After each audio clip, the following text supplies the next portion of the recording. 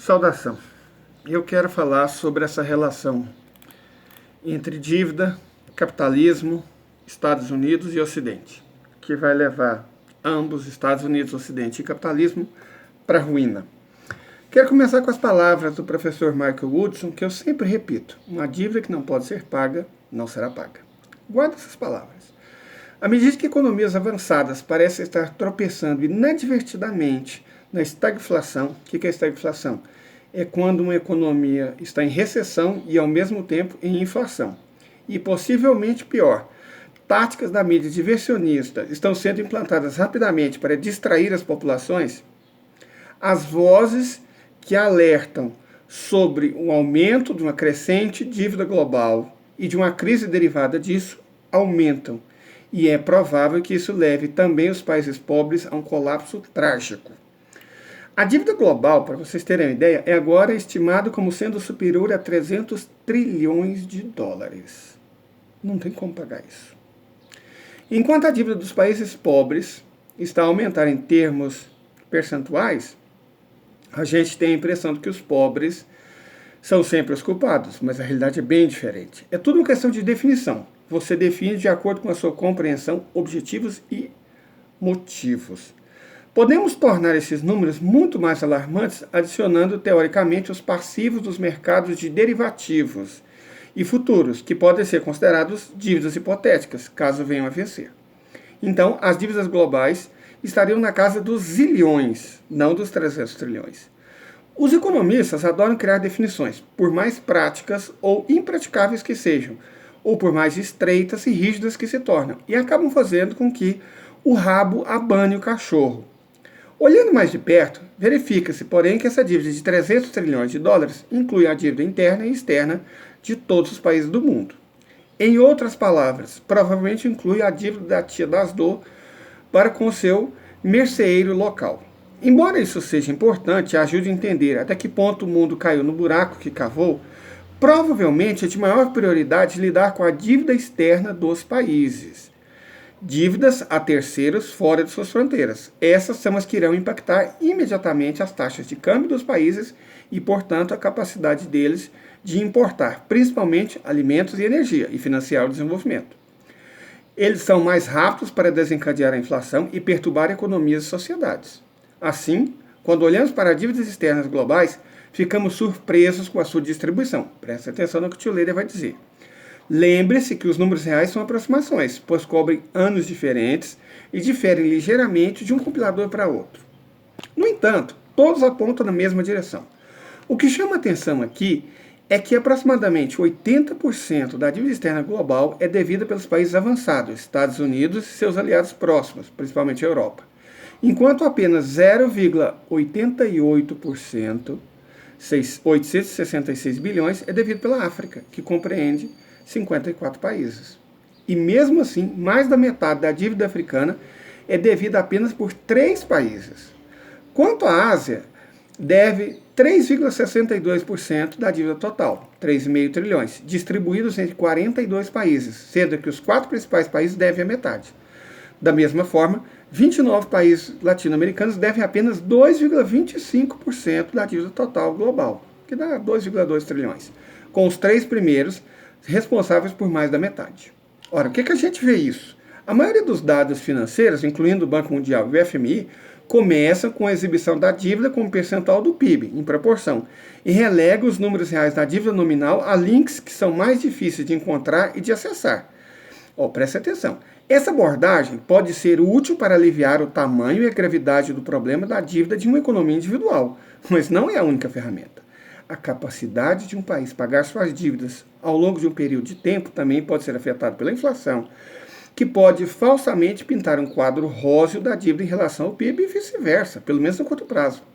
Além disso, uma concentração repentina ou recuperação do PIB pode ocorrer como resultado de múltiplas causas: guerra, colapso ou pico de mercado, além de rebotes das economias após quedas acentuadas, como a atividade temporária pós-Covid. Assim, os números reais da dívida adicionam um aspecto importante a qualquer análise, certo? Então vamos tentar chegar neles.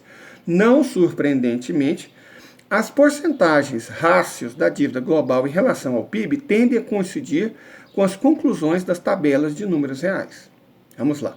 Os rácios das nações avançadas e da Europa são muito superiores aos dos países mais pobres. Na verdade, algumas de suas proporções fazem o Japão, com sua famosa proporção excessiva, parecer parcimonioso. Assim, quando a diretora-gerente do FMI, a Lagrand, lamentar a perspectiva terrível que está prestes a se abater sobre as nações pobres e famintas por causa do inchado balão da dívida global, ela deveria chamar os bois pelos nomes. Em vez disso, dirige seus lamentos para os países avançados. Certo? Não se engane, as nações pobres sofrerão, mas não necessariamente muito mais do que já estão acostumadas. São as nações avançadas que experimentarão algo que não experimentaram desde o fim da Segunda Guerra Mundial. Um gosto amargo e duro da pobreza, da miséria em alguns casos. A pandemia do Covid está sendo responsabilizada como gatilho para o inchaço da dívida. Mas o inchaço, como nós glutões sabemos, começa muito antes de você realmente sentir. Isso remonta à grande recessão de 2008-2009, ou melhor, remonta muito mais longe. Tudo começou quando os truques financeiros tomaram conta do senso comum dos negócios e o termo crescimento alavancado se tornou a principal ferramenta mestre para CEOs ambiciosos ou planejadores governamentais. Junte isso à inflação moderada contínua. Como poderia dar errado? Ou poderia? E se a alavancagem não for um instrumento real na expansão e crescimento dos negócios, mas servir apenas para manobras de aumentar o valor do mercado das empresas? O que acontece quando o mercado ou negócio desacelera ou entra em colapso? Esse apetite por alavancagem, que é pedir dinheiro emprestado, desenvolvido no Ocidente, logo se espalhou pelo mundo. O resto do mundo acabava de sair da colonização por dar, e não era esperto o suficiente quando os trajes armados com planilhas Excel, originalmente com calculadoras, sobrecarregavam avidamente os camponeses com empréstimos, independente de sua adequação em tipo e estrutura ao que era realmente necessário para honrar esses empréstimos. E independente de serem reembolsados ou não.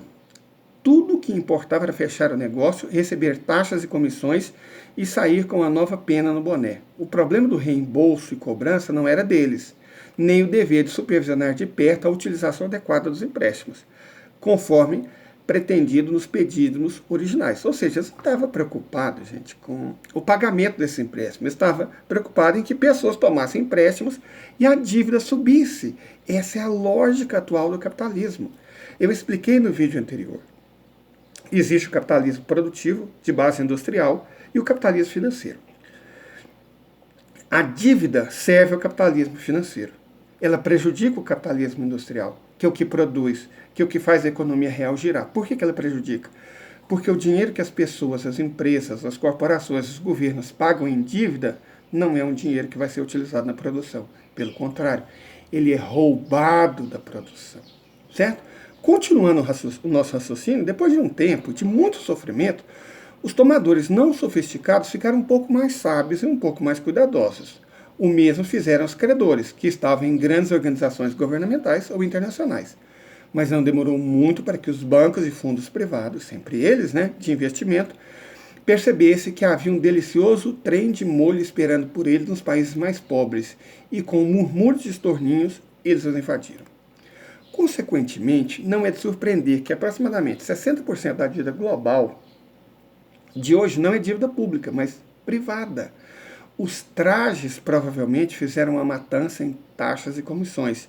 E não muito diferente do colapso de 2008 e 2009, eles lavaram a mão do trabalho de limpar a bagunça que deixaram para trás. Jogaram no colo do FMI e do Banco Mundial, que agora estão descobrindo como é realmente uma batata quente. Quando o ventilador respinga aquela coisa, todo mundo corre para procurar um cara para culpar. E a China se encaixa no perfil de bode expiatório perfeito. Ela é rica, bem-sucedida, embarcou em um projeto histórico mundial, a Iniciativa Cinturão-Estado, que visa beneficiar o mundo, especialmente a parte negligenciada do mundo. E para acelerar a implementação da Iniciativa Cinturão-Estado, a China começou há alguns anos a ajudar países mais pobres a construir infraestrutura, porto, aeroporto, ferrovia, estrada, barragem, exportações e receitas através da construção de minas, de fábricas, de plantações, etc. O caso de Moçambique é emblemático. Isso foi feito por meio de empréstimos supervisionados de perto da construção direta de infraestrutura ou de investimento, nos projetos e investimentos. Logo, a China emprestou para todo mundo, e, portanto, a calúnia de armadilha da dívida na China foi sumariamente refutada e retirada. Várias autoridades e partes experientes confirmaram que não existia tal evidência. O FMI, o Williams e Mary College, de toda forma, e de fato, a China não apreendeu ou confiscou nenhum projeto inadimplente no qual havia emprestado. Em vez disso, em alguns casos, ela cancelou o empréstimo, mas geralmente adiou o pagamento ou renegociou os termos para satisfação mútua e do mutuário. Por que eu estou falando da China? Porque se a gente olhar o valor total da dívida externa do planeta, a gente vai ver o seguinte. Ela é de cerca de 98 trilhões de dólares, a dívida externa, certo? Desses 98 trilhões, 50 trilhões são devidos pelos Estados Unidos e por aliados próximos, metade da dívida. 27,5 trilhões são divididos pela Europa, isso dá 80% da dívida, correto?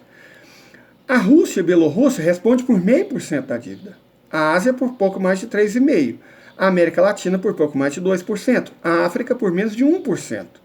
E as nações pequenas representam menos de 0,05% do total da dívida. A China representa 13% da dívida. Só que, enquanto Estados Unidos e Europa emprestaram dívida para fazer mais dívida, mercado financeiro, alavancagem, mercado imobiliário, a China emprestou dívida para gerar produção, indústria, mina, agricultura, transporte, correto? Então, a dívida que a China fez vai gerar riqueza, enquanto a dívida que os Estados Unidos, aliados e Europa fizeram só vai gerar mais dívida. Esse é o problema. E é isso que vai destruir o Ocidente, os Estados Unidos, a Europa e o capitalismo.